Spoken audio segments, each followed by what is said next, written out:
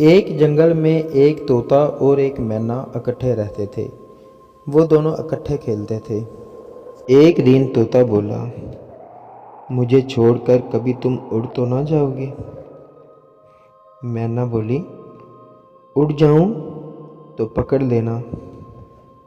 طوطا بولا، میں تمہیں پکڑ نہ سکا تو؟ مینا کی آنکھوں میں آنسو آ گئے اور اس نے اپنے پنکھ توڑ دیے اور بولی، اب ہم ہمیشہ ساتھ رہیں گے۔ ایک دن تیز آندھی اور طوفان آیا۔ مینا بولی، میں تو اڑ نہیں سکتی، تم اڑ جاؤ۔ طوطا یہ بول کر اڑ گیا کہ اپنا خیال رکھنا۔